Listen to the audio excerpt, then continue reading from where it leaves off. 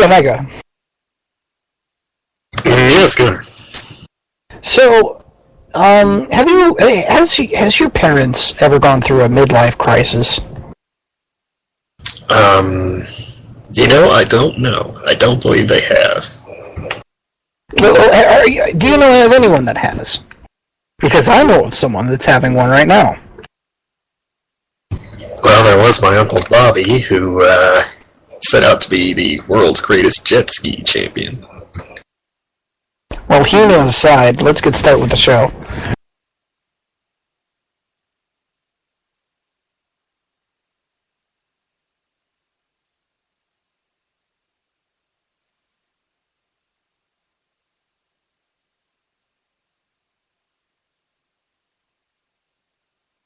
It's going to be one of those nights, isn't it? Yeah, it's going to be one of those nights. Oh, God. It just went... Did it? Oh, God. Yeah. You take a lousy 9-week break. And... Alright, here we go. Oh, wrong one.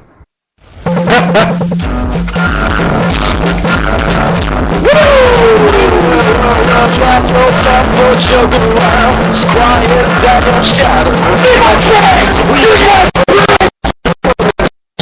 I'm gonna make you're not too long to track down blue. Oh yeah. Be good at laughing times if you only listen to. Woo! Serious. Oh. Woo!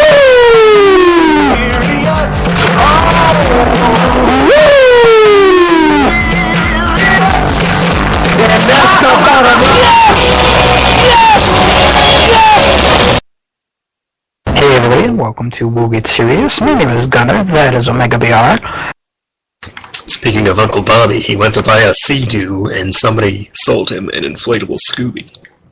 Oh, Jesus Christ. And joining us this week, as always, is our wonderful Yankum DDS.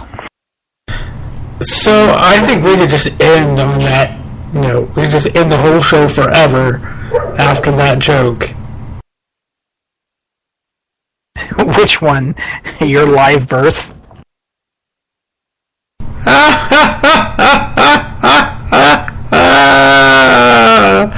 You're laughing because it's true. Anyways, let's get started with something else, like the news. Rey Mysterio has apparently reached an agreement with Vince McMahon to return to TV. Many of his requests satisfied due to McMahon being short on top Hispanic market draws. Mike Riker from Busted Open Radio claims Sting has signed on for 6 appearances, including his debut at Survivor Series and WrestleMania 31. Yay, we get Rey Mysterio back. Maybe he'll be the mysterious number 30 competitor at the Royal Rumble. What do you guys think? I think Spoilers! Spoilers, Gunnar, God. And from what I understand, there are 6 Sting appearances that are going to happen. 1 at WrestleMania 31, 1 at Survivor Series, and 4 more in the middle. So, predictions on when the 4 are going to happen? Well, Raw before WrestleMania. And maybe one around the Royal Rumble. I don't know. I think maybe they'll save a couple for after WrestleMania.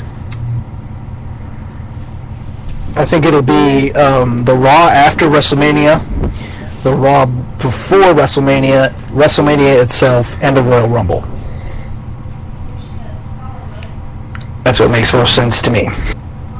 And Batista is confirmed. Go on. I was going to say, your number is a little screwy there. Okay, so you've got your Survivor Series appearance. So I said the one after WrestleMania, and then the one before WrestleMania. Right, one before, one after in WrestleMania, and then there's 2 more in there, which I don't know about. There'll be, let's see, we've had one, so there'll be 1 more Raw appearance, and then I would say, can I finish? Royal Rumble. Okay, there's 3, WrestleMania, and then one after WrestleMania, and then maybe one more after that, if they don't squeeze one in before. Know what I'm saying? You know what I mean? Well, speaking of squeezing things in, Batista is confirmed to play villain Mr. Hinks in the new James Bond film Spectre. The Rock will voice a demigod named Maui in Disney's new animated musical, Moana. Oh, no. I'm quite pleased with the fact that Batista is going to play a James Bond villain. This seems like a perfect fit for him. Can we just talk for a moment that we haven't had Goldfinger yet in the new series of Bond, and this is beyond disappointing? That isn't disappointing. Not that disappointing, at least. Blasphemy. Best Bond villain is the best I can't even talk. You flustered me so much. Yes. But he's dead. You can't just bring him back. Dude, it's a reboot. But the whole thing is a reboot. But early, early Happy Trails. Happy Trails to the guy who played Jaws. Did he die? He died. Oh, that's sad. He was like 74. You know what else is sad? The Rock will voice a demigod named Maui. Oh, Jesus. The Rock will voice a demigod named Maui in Disney's new animated musical, Moana. Okay, let me stop you right there. Disney's new animated musical. Okay, you know what? This is not necessarily a bad thing, because Disney has done some fantastic animated musicals in their time. Now, actually, pretty much every... There's only been a few bad ones. Every movie's been a musical, I know. But here's the point that I'm trying to say. So what you're telling me is that The Rock could potentially star in the next Let It Go, and could be a voice. No. They'll get somebody else to sing. That's what they'll do. On Twitter, enjoy the prospect of singing. He's got a voice. You do not remember this? Dude, I could produce an album right now. That doesn't mean it's good. Speaking of things that aren't necessarily good, WWE's hottest seller over Black Friday and Cyber Monday was the Dean Ambrose Unstable sweatshirt hoodie. I don't like it. Getting the fuck over. Yeah, me either. I mean, it says Dean Unstable Ambrose. I just... Why? You really couldn't do better than that? The lunatic fringe thing was better. It's got the whole DA kind of anarchy sign in there. I'll tell you what they could have done better on. There's a new set of Diva ball caps, and it has their faces screen printed on the front, and then a ponytail that goes down to the back behind it. You bet your ass I'm going to wear that. A faux ponytail. I would rather wear the WCW Greed t-shirt that they came out with. Oh, God. Speaking of Greed, that's the next one. Santana Brittany Garrett is no longer with TNA after the deal expired in November. Okay, I don't know who this person was. I no idea. And, I mean, you would not expect me to have any idea because it's TNA. But, right. I mean, even El Patron, Alberto Del Rio, won the AAA World Heavyweight Championship, ending the 2-year reign of El Texano Jr. Congratulations. El Tejano. For the love of fuck. El Tejano. You said Texano. You said Texano. Yes, you white bread. Well, so you're killing me, Smalls. Sorry. Jesus Christ. I'm not even Mexican and I'm offended. The Mega Campeon, I believe they call it. By the way, I'm running through these, and we're going to get into the other Punk podcast coming up here in the 15-minute time limit. That's why it's not why you're not hearing the normal back and forth. Yeah. A little Matt Hardy. Oh, go ahead. A little background on Brittany. If you remember when Orlando Jordan debuted for TNA, Was that the girl with him? Yeah. Did she do anything after that ever? Well, no, not until 2013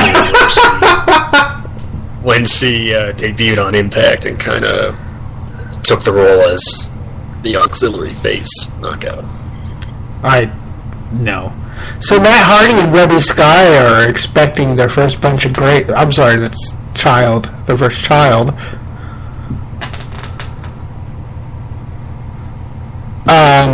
Predictions going around for the weight of the child are 19 pounds and 675,000 ounces.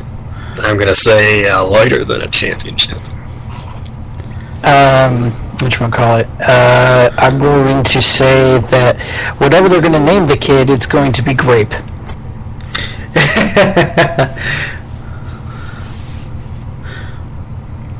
DDP's resurrection of Jake the Snake documentary will premiere at the Slam Dance Festival in Park City, Utah on January 23rd. Ooh, that should be interesting. The alternative to Sundance. Oh, really? I didn't know that. All right, and then the plan to have former ECW competitors in the Royal Rumble, possibly bumping it to 40 men, has been nixed, and it will be just a standard 30-man match. Congratulations, the Royal Rumble is now ruined. Oh, please. It's not ruined just because there's not going to be a bunch of old guys in it. It's ruined because it's the WWE. Really the meat behind the Royal Rumble match is the surprises at this point. Yep, and whatever Kofi does. The surprises, whatever Kofi does, and the booking. And I want to see a New Day protect Kofi like a motherfucker. Yes. Where they catch him and they stay outside the ring and they help him not get eliminated. Right. Like Kofi standing on each of their shoulders, one foot on each of their shoulders, and walking around the outside of the ring. Yeah. And then jumping in the ring and giving somebody a hurricanrana or something. Right. One possible name for this year's Hall of Fame is NWA Hall of Famers and WWF U.S. Champion Ray the Crippler Stevens. Okay. Prevalent in the Bay Area back in NWA times. San Francisco, Bay Area. More old people should be in.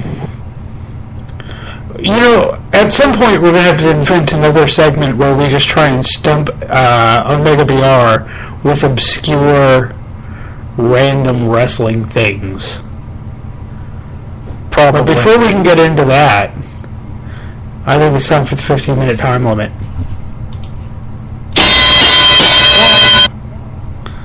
Part 1, and we're going to talk about the Punk podcast, the other one that happened earlier this week.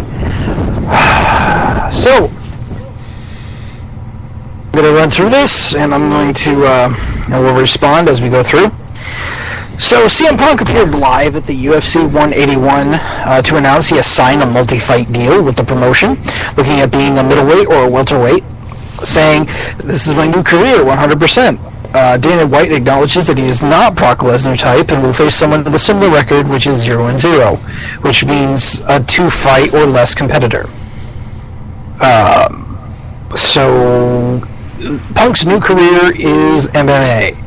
What do you guys think of this? I thought he had a no-compete clause with them, but I guess it has been 90 days, hasn't it? It's been settled. It's been settled in court. You didn't listen to the other podcasts? It's quite barely one of the most important things that you could listen to. I can barely tolerate hearing your voice for the 5 minutes before the show starts, let alone through the whole thing. Why listen to that podcast when you can just get the recap here on this podcast after all? Oh my god, we've turned into Raw! We have turned into Raw. But anyways, so, yeah, Punk is now in MMA. The big rumored opponent for him is... Chael Sonnen. Right. No what? Chael Sonnen lives in Bellator. And also bigger than him. Because I said that, you said right, so I just assumed... Now, I had heard a rumored name, but I think somebody was just making it up. They said they're turning GSP. No, Which obviously, because, it's like... No, that's just stupid. He's got 30 fights. Jason Ellen Frank. Oh. Or Jason David Frank, rather. He's got 5 fights, doesn't he? He has 4 non-professional fights and 1 professional fight, and he's 1-0. He has not fought in the UFC yet, but the amount of hype that would be ridiculous. Yeah, well, CM Punk versus the Great. Yeah, as long as you need somebody who, has that similar record, has some name value, and has been calling him out for it for however many years now. And, why not sign him to a... The only caveat is, do they want to sign him? I don't know if they would sign him to a 1-fight contract or how it would work. Well, they were hoping for a 2-fight deal, potentially, to seeing on how he did with CM Punk. But this is Tommy's way to get into the goddamn UFC. And I could see, and some people are calling that way too gimmicky for their own good, but I'm sitting here going, it could happen, and it could draw like a motherfucker. Oh, fuck, yeah. Who doesn't want to see the Green Ranger back in action? Well, I've seen all of his fights, and he's been against tomato cans, basically, for his 4 non-professional fights, and he ended those, all of them, first round, knockout. I mean, he's serious about this thing. I'm sorry, go ahead. On the flip side, let's say, Punk's career doesn't quite go, his MMA career doesn't quite go well. Let's say he ends up 1-3 or 1-4 or something like that. Then, you could keep him in the back pocket to kind of bring him in later as sort of a, back when Lesnar lost the title and everything, and he was his stock was starting to go down a little bit. They were going to have that mega fight between him and Fedor, or try to anyway. Yep, that broke through. Okay, so that's different because that fell through because Fedor lost. He lost to somebody who was actually decent. And plus his father died. That too. Whatchamacallit. And so Fedor's undefeated streak ended, and he played hardball with the UFC too much and asked way too much money for something that you knew that he was going to get demolished for, because he hadn't faced a proper opponent in at least 10 years or something. Strike Force kept him strong, brother. Yeah. Well, anyway, it should be very interesting to see, apparently this is his new career, So we'll probably see Punk in the summer against the no-name jobber as the first match on a UFC card. If I remember, I don't know if he said this or if somebody else said he said this, but he's something about how they offered him one of the big things he wanted was a main event in April, and they gave it to him. So okay. Many were unhappy over Punk complaining about his booking after he was booked better than all but a few, and made more money than most. JR on Busted Open Radio said people will lie about payment to play it up, calling people into his office to confront them about it. Ryback appeared on the franchise 107.7 in Oklahoma City and says that they wouldn't have him out with Cena if he was dangerous. He put Punk over, thinks he's making excuses, getting people sorry for him for leaving, and we all work hurt, etc. Punk has passed the Bullet Club. CM Punk has passed the Bullet Club for most shirts of all time on Pro Wrestling Tees. He also says on this podcast to chant AJ's name instead of his, but do chant at the guys who suck and wear lifts in their boots. Well, I can think of one particular person that wears lifts in their boots. Is it Omega BR? No, it would be a particular... No, those are in my tights. particular Ayatollah of rock and roller. Oh, fuck him for taking shots at Chris Jericho. That man is a saint. No, he's not. He tried to exploit Punk to get his story onto Jericho's podcast instead of Colt's podcast. Or at least that's what the implied underlying tone is with all of this stabs at Don't Punk, care. you know. Don't care. Well, he kind of speaks on that as well later on in the podcast, if I may kind of continue with the bullet points, if you don't mind. Oh, dude. Yeah, go ahead. He tells this story about, and this all kind of leads up to him walking out. He told this story about how he told them 8 months or so in advance about a friend's wedding date, which happened to be the date of TLC 2013. And he reminded them every month, and finally he gets booked on that show 3-on-1 against the Shield, and he tells them, well, I'm not doing it. And finally he speaks to Vince and says he's willing to go on first, and then AJ can go on second, and then they can hop a jet to the wedding in California and catch the tail end of it, which they did. And speaking of that match, he was told about every 2 minutes even by random unrelated people in the match that he had to make Roman Reigns look strong. Like, no matter what you do, you're going to go over, you're going to win, but you got to make Reigns and the Shield look strong. And Punk said, if you want them to look strong, why don't they just win? And then the people would be, of course, like, well, no, Vince wants you to go over, but you just got to make them look strong. So, and again, speaking of Chris Jericho, he joked about working with the Young Bucks and PWG, and talking about how with Jericho, it's probably a deal where Jericho thinks that he'll be back, Punk will be back, because Jericho was in a similar situation in 2005 where he kind of thought he wouldn't come back, and then after a couple of years, of course he did. And then to quote Punk, he says, but in turn, motherfucker, they didn't fire you on your wedding day. Which leads into, of course, that whole thing where he says he doesn't want to hear it was a coincidence or miscommunication because he had talked to Hunter days before, and AJ had already asked for the time off, specifically, and then the firing papers themselves were FedExed and dated and overnighted. So he basically says if that apology from Vince on Austin's podcast was sincere, it would have happened a lot earlier and not on said podcast as some kind of publicity stunt, because Vince has his number and his address. It could have apologized to him like a man. So, Right. So, in that respect, and he really just starts getting into all these things. And granted, this is one-sided story, but, if even one of these things is true, then it's just kind of for a guy who, was a main eventer and was probably the biggest attraction following the pipe bomb and everything, and was, they let him be champion for over a year, which no one else has gotten to do in quite a long time.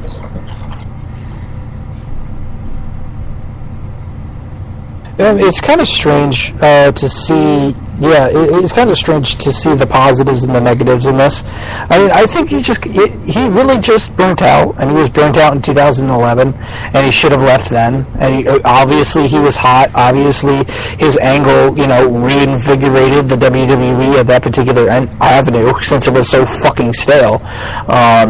And everybody was becoming disenfranchised with it. But at the same time, I don't see where...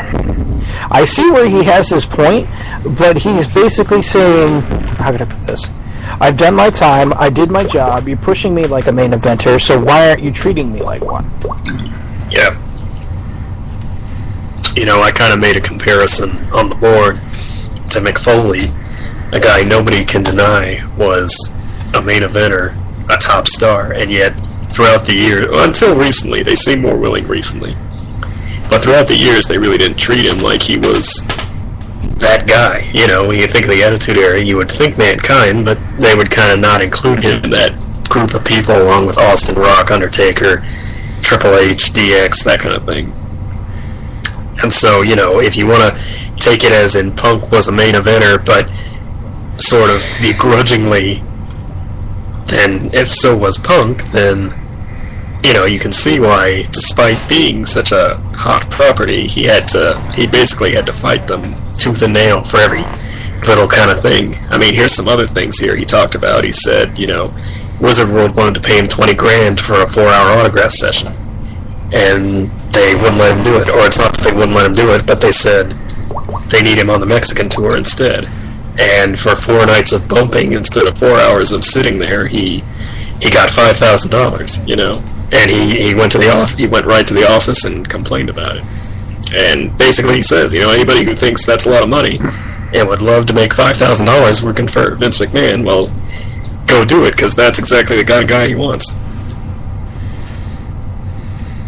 Because he doesn't want the best in the world.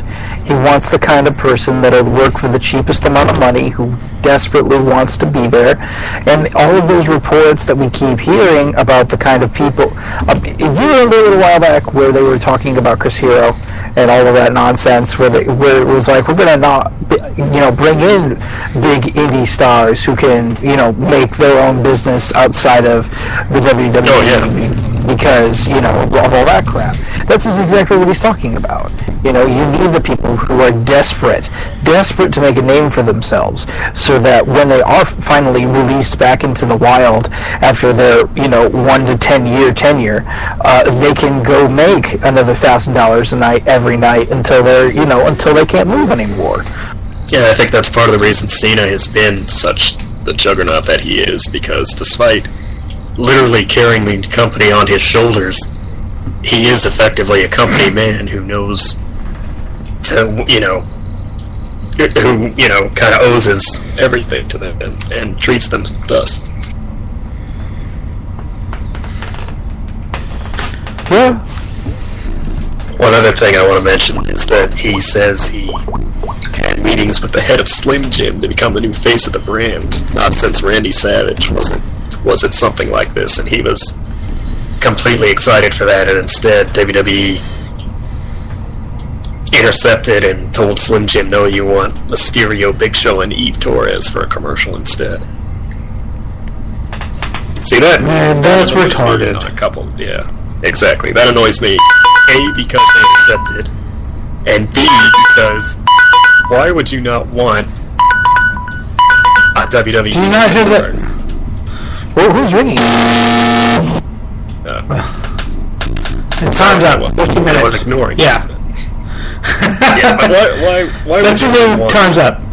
Why would you not want a WWE superstar as the face of a major brand like that, instead of a one-off commercial that nobody even remembers? I didn't even realize that commercial actually existed with Eve, Big Show, and... That's the difference between the 90s when they were competing and the 80s when it was a brand, and the aughts and beyond when it's their playground, basically. Right. All right. I'm going to I'm gonna wrap this up onto one little statement here. So basically, what Punk decided to do was go off and do his own thing, because it's a now or never kind of thing. WWE wished Phil Brooks the best in his future endeavors when he announced that, and then put 2 very big links on the same page saying the WWE Network, blah, blah, blah, blah, blah. So if you want to sit here and you want to say that the WWE isn't fucking spiteful, I would beg to fucking differ. Yes, real quick, is he going to fight as Phil Brooks or as CM Punk? It's Phil quote Phil quote CM Punk Brooks. I like if Randy the Iceman Couture, that kind of thing. Right. That's dumb. They're still just calling him Punk, though. Okay. So let's get into this stupid pay-per-view that no one cares about. I can't see a match on here that I care about at all. Well, I think this... Except... What? You could probably guess what that is. It's the Miz and Mizdow versus the Usos, right? Yes. ahead and do it. You're so predictable. Because I like the Usos.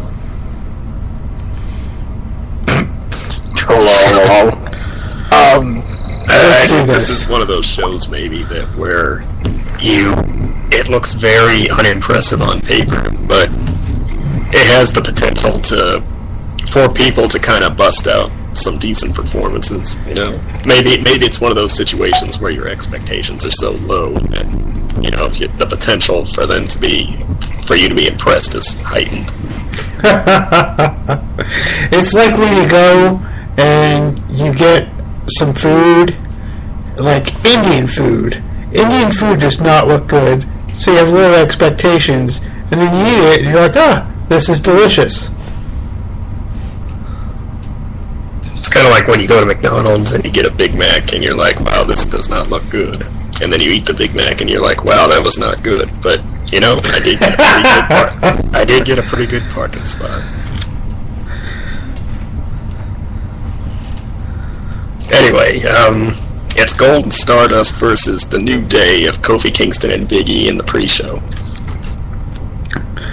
Well, this is going to be awesome. I'm hoping New Day get a shot at the tag championship pretty soon, because I have a feeling they're going to freebird the titles, and it's going to be fun watching them switch out who's tagging when, according to who they're facing. Not that there's going to be a whole lot of that, because the tag division is currently the New Day, the Usos, and Mizdow, and Los Matadores. And Adam Rose and the Bunny. Oh, yeah. And Adam Rose and the Bunny. Ooh, Slater Gator, I had forgotten about them. So there'll be...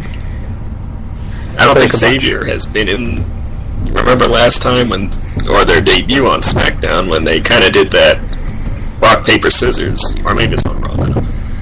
And Xavier was kind of upset because he didn't get in, and now he's again not in the match. Maybe they're playing up some kind of jealousy angle. Even though they just... I don't think it seems a little early for that. Well, yeah, but at the same time, it's a gimmick about nothing, It's black people shucking and jiving. That's the whole gimmick. It was going to be something else instead if the Ferguson thing didn't go all up in a tizzy. There you go. That's the answer to your question. Miz Dancing makes $800,000 a picture. Jesus Christ. That's so much. And another Snorefest, Nikki Bella versus AJ for the Divas Championship. Well, I guess if Brie is actually with her sister again, they'll do Twin Magic again.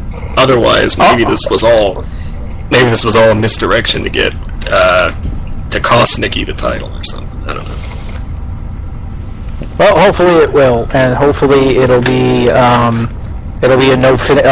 non-finish, and then we'll have Nikki Bella versus Brie Bella versus AJ for the Divas Championship at some point down the line, and then it'll be Nikki Bella versus Brie Bella for the next pay-per-view after that, and then it'll be, a six-woman, and then it'll be Nikki Bella and Brie Bella in a grudge match, Hell in the Cell, Pompadour,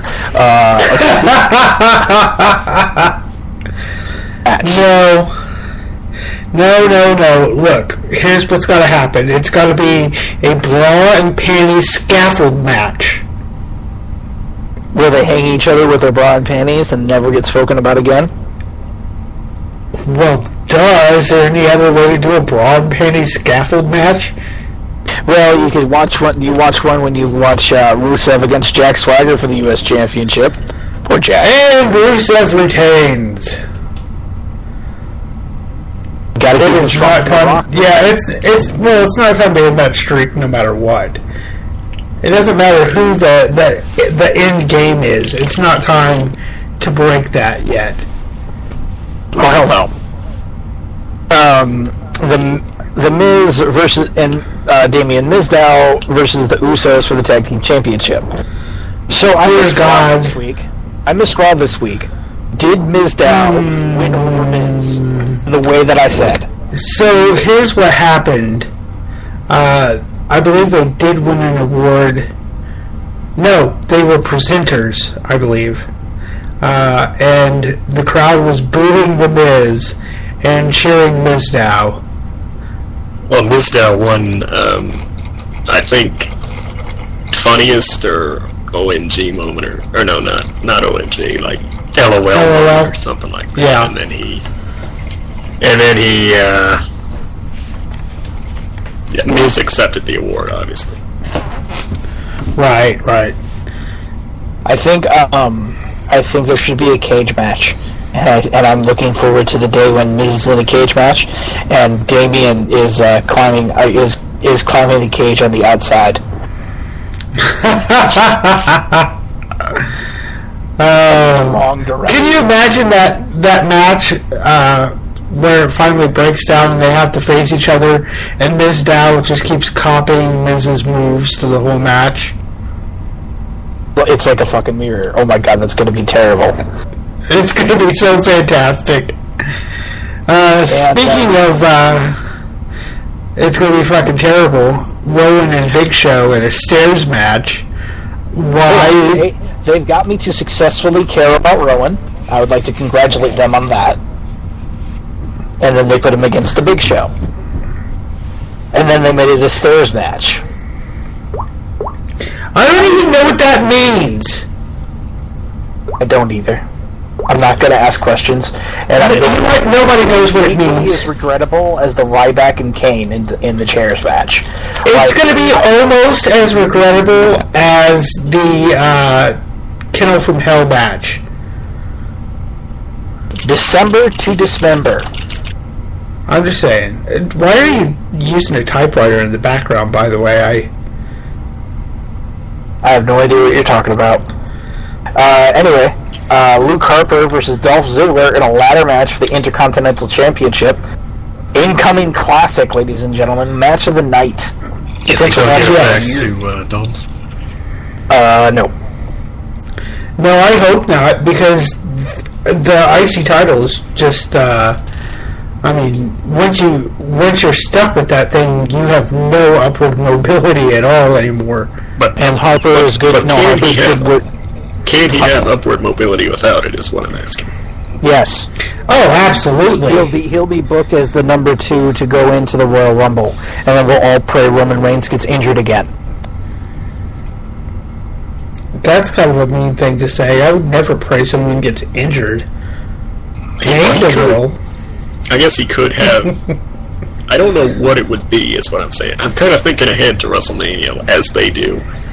And I'm not sure what his role would be as of yet. That would be a big deal, because they seem like they're treating him like a big deal as the sole survivor, but... Triple H versus Dolph Ziggler? No, that's... Oh, God, please, God, no! Don't even say that. Well, maybe. If Undertaker actually does the match with Sting, maybe. Well, next up, we got Ryback and Kane in a chairs match.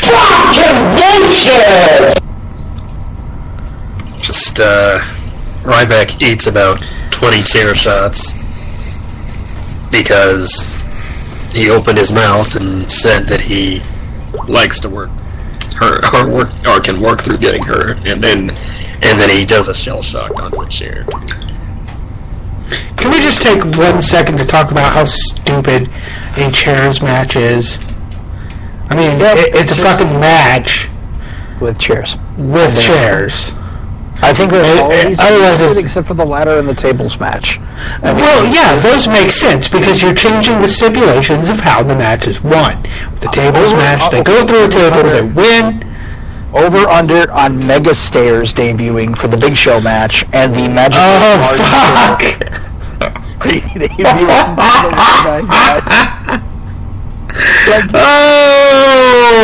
the hell did he get those under the ring things? Why are these even practical? Who took the time to actually make these props? That's what I want to know. Alright, anyway, so let's get on to the last two important matches. John Cena versus Seth Rollins in a tables match. If John Cena loses, John Cena is no longer the number one contender. John is just no longer the number one contender. I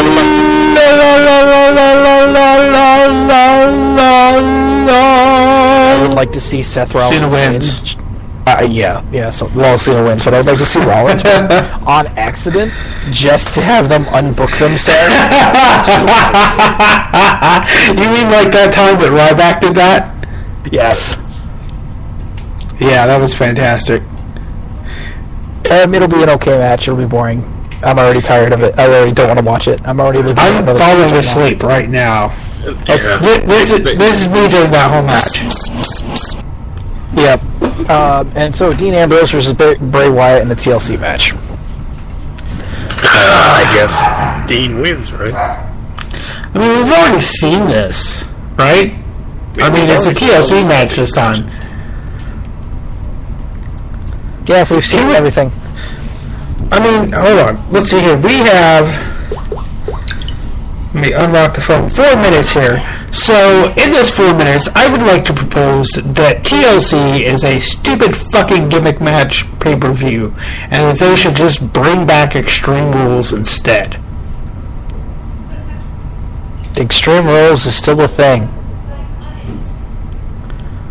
Wait, I thought they canceled Extreme Rules for DUI or something.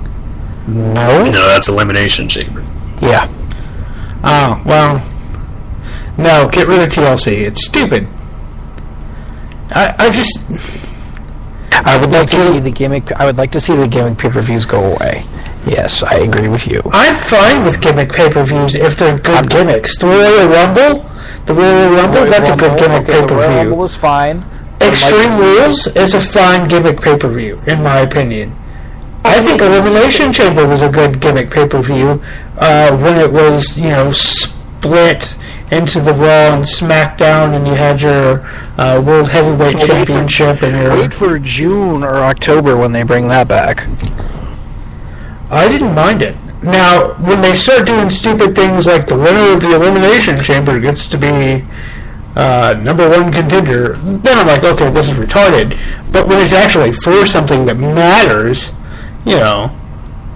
that's good. Next one I'm going to imagine would happen in the Jesus Christ, man. What? Your mic went apeshit for a second there. Oh, yeah. It was insane. Completely unprofessional. I've never knocked things over on my desk where things were loud into my microphone. That totally didn't happen to me 5 minutes ago. Yeah. Anyway, So final thoughts on the TLC pay-per-view? Because it's gonna suck. I mean, we've still got 2 minutes left, but what else can you say? There'll be a couple of performances, I think, that will be impressive. Like I said, the whole card doesn't seem to be that impressive, so somebody will step up. I think the main event will be, not necessarily rousing from a storyline perspective, but impressive from a, Ambrose and Bray pull out all the stops perspective.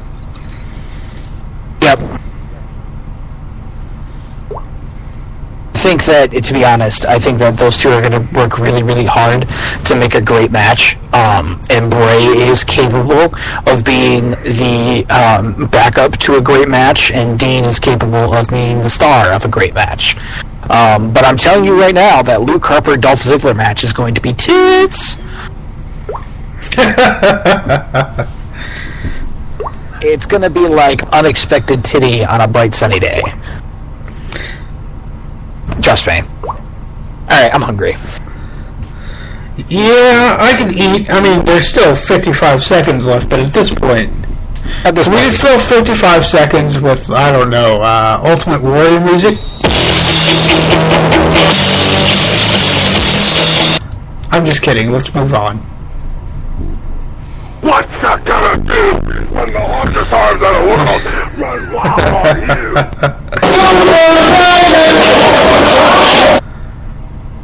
Alright, let's do it. Dairy Queen drive-thru. Dairy Queen drive-thru. I'll take the ratings this time, and you can take the birthdays. Impact. Impact had a rating of nothing because there was no ratings dip for Impact. It's good news. But, yes, no ratings dip for TNA. SmackDown with Santino as general manager drew 2.494 million viewers, down from the last week's. Why is there no points? You have a phone call. Is that the anonymous general manager calling into our show? No, that was the 15 minutes being up. Okay, I'm sure. Okay, and then we have also on SmackDown, let's see here, 2.494 million viewers, down from last week's 3.05 million with Daniel Bryan as GM. So if I had to guess, that would be probably around a 1.8. Raw, featuring the 2014 Slammy Awards, drew 3.706 million viewers, down 4.5 cents from last week's 3.88 million. 2.7? Somewhere in there. That's what usually happens. Ouch. Birthdays time. Income DDS. Happy birthdays. We gotta get a song or something for the birthdays. I feel like there should be some kind of musical intro. To come up with one. Oh, for the love of fuck. See, this is why I don't say these things. On the 9th, we got your Olympic hero, Kurt Angle, who won a gold medal with a broken fucking neck. On the 10th, we got Mr. Aguila, also known as S.A. Rios, JTG from Crime Time, El Mephisto, and Michael Shane, also known as Murder. We got, on the 11th, Doug Furness and La Parka. On the 12th, we've got the King of Diamonds, Eddie Kingston, and Rey Mysterio Jr., as well as Sabu. On the 13th, we got the Junkyard Dog, Freza Guerrera, and Boris Zukov. On the 14th is Ultraviolet Terminator Brain Damage, Kangaroo Al Costello, and Johnny Jeter. And on the 15th, Renee of Sunshine, Renee Dupree, and Showtime, Eric Young, whose beard makes me jealous in ways that cannot be described by words. No. And now it is time for This Week in Wrestling with Omega BR. And yes, this week in wrestling history, circa 1972, where in an undercard bout on an AEWA show, Ric Flair makes his professional wrestling debut, going to a 10-minute draw with George Scrap Iron Gadowski.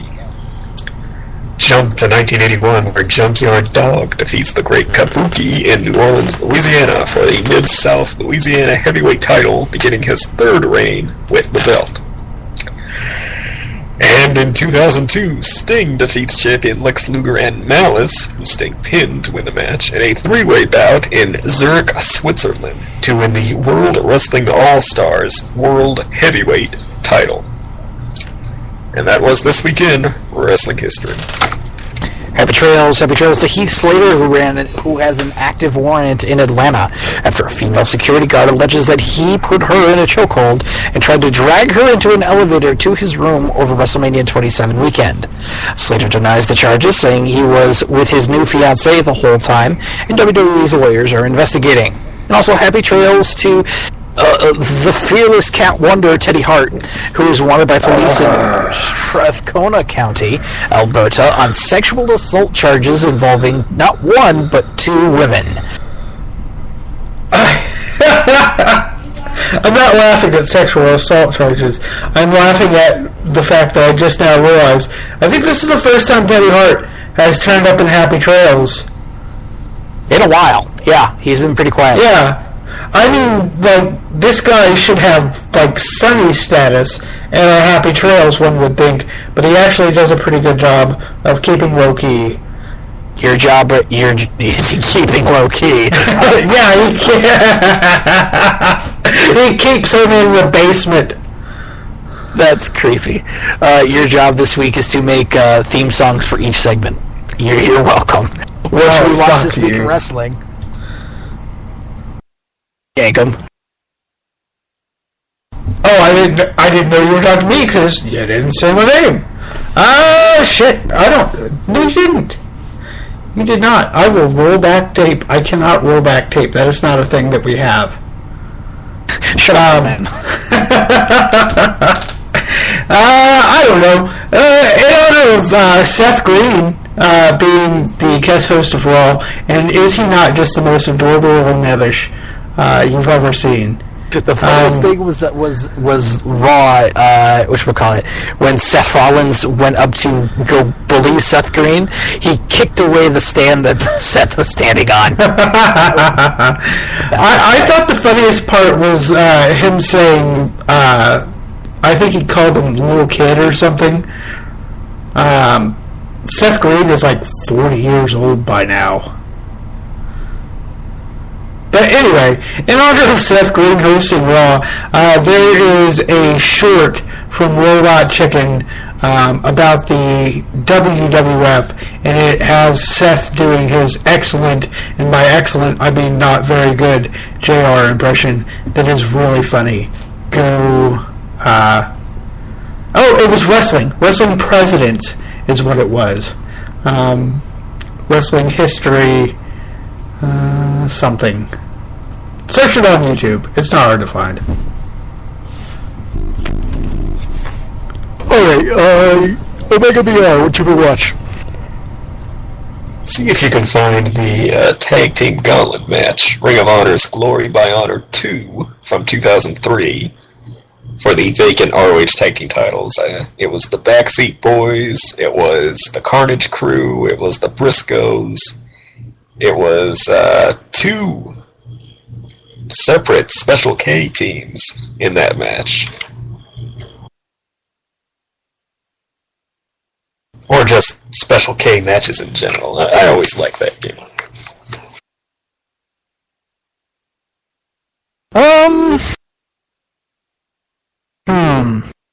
What should we watch this week?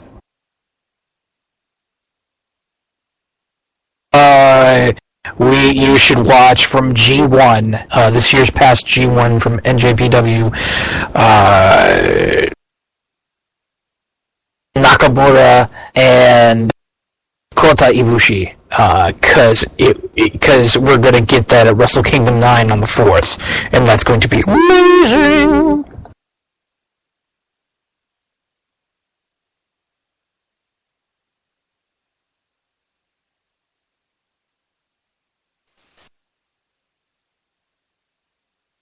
Yes. Okay, on that dead air note. Wow, okay, so... Gunner, you just drop off there. You can't do that. No! Alright, well then that's it. I think we're going to end the show. It should be good. It should be very good, as a matter of fact. That thing that you said. Neither of us were paying attention to you. Recognize. Yeah, that thing you were talking about is a really good thing, and I hope that thing is... Now, the thing that Yankin was talking about, I couldn't disagree more. That was... why could you disagree? Well, it's pretty hot. Right. I was fully expecting him to ride the fence on that one. Well, here's the thing, on the one hand... Oh, God. All right, we need to end the show. All right, thank you very much for listening. You can check us out at smarksnark.com, youtube.com/smarksnark, twitter.com/smarksnark, and facebook.com/smarksnark. To catch up with us, smarksnark@gmail.com. If you'd like to contact us, just say something, or you want to get on the show, or something like that, blah, blah, blah, blah, and you can join us any week. Yankum, can you please give out the IP of this particular TeamSpeak server, so that we can have people join us again? Yeah, it is, as I go clicking my bookmarks and then manage bookmarks to pull it up, you can connect to Nudnik Studios, that's NUDNIKS, it's NUDNIK Studios.clants.net, 5447. people are totally going to remember that. Because you're going to tweet it out later. I'll put it in the notes. Yep. Check that out. And come join us on Tuesdays. Because we'd love to hear you guys on the show. Thank you very much for listening. And we wish you well in your past, present, and future endeavors. It's so... Good night. With Lynn.